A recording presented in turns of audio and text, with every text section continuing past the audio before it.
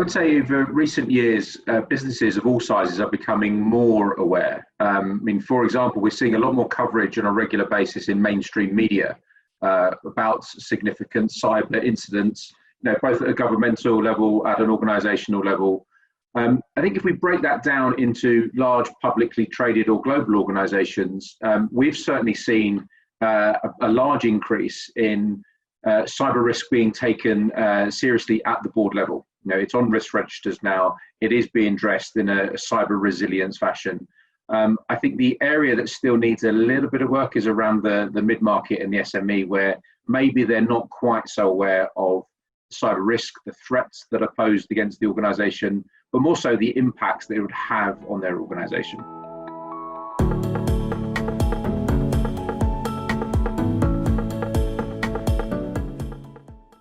There are a number of technical controls or basic cyber hygiene controls that organizations should be looking at, such as not accessing data or applications via an unsecure or public network or public Wi-Fi without the use of an organization-approved VPN tool.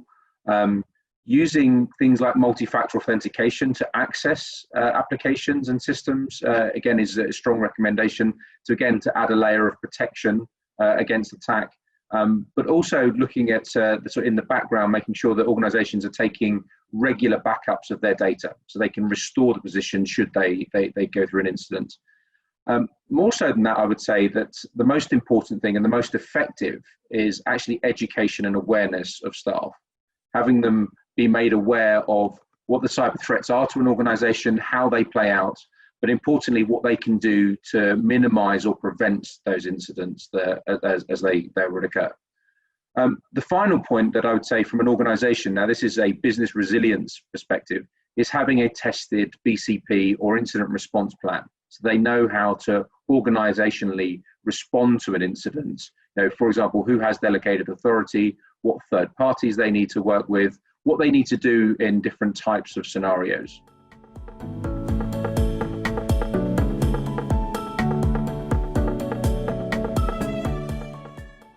I mean, first and foremost, from a business perspective, the objective is to get the business up and running, but that shouldn't be done at by increasing cyber risk. So we've talked about the increase in malware, the increase in social engineering and sort of phishing or business email compromise type attacks. Another area that we've seen increasingly as this situation has gone on is around vendor fraud and certainly affecting the supply chain and the disruption that we've seen there. So these are all areas that have been affected by this rapid move to digitization that we can see.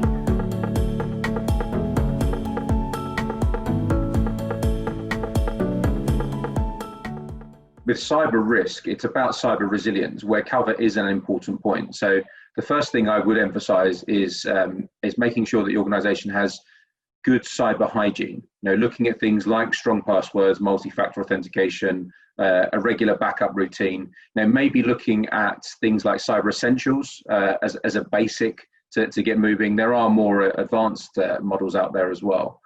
But when looking at cover, there are a couple of things that are really quite important. So firstly, around assessing cyber risk, from the technical controls, understanding the likely scenarios that might play out for any given organization, but understanding then from a quantification perspective what that impact of those scenarios are. That's a fundamental, I would say, of understanding what the balance sheet impact would be, what the operational impact would be, and making sure that you're sort of building a cover plan that actually works towards that.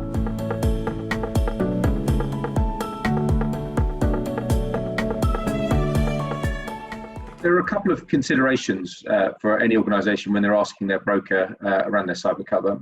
First, I would draw people's attention to guidance again from the National Cybersecurity Centre has recently issued guidance on cyber insurance and highlighting its importance as part of a cyber resilient organization. It's considered a key component alongside the technical and operational controls that are there.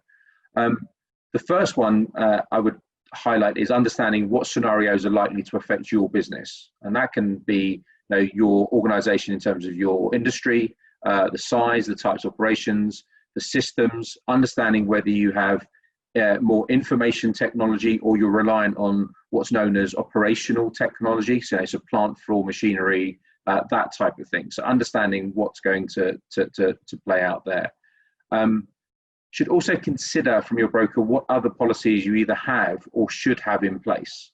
So a good example is for tech companies or media companies where they process lots of data, they should really be looking at a combined PI cyber policy with tech and E&O agreement in there, so they can actually understand that they can respond to those types of policies there. That's just one example. So really making sure that the cover that you're asking your broker to go out and broker on your behalf is responsive to your business and the scenarios that you've got there.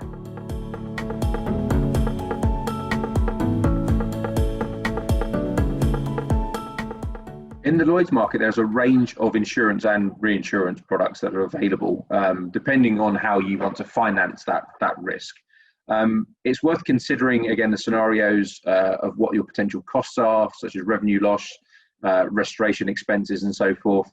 Understanding the operational risk that you're facing when you're looking at some of these policies. There are specialist providers and underwriters out there that can really start to talk to some of these, particularly when we get into additional covers that might be required around either privacy and network security, sort of data risk, looking at sort of social engineering, reputational harm. These are all the sort of considerations that should be taken into place. But what we have seen is that the Lloyd's market has responded well, and there is an increase in the types of products that are available that will help respond to your particular requirements.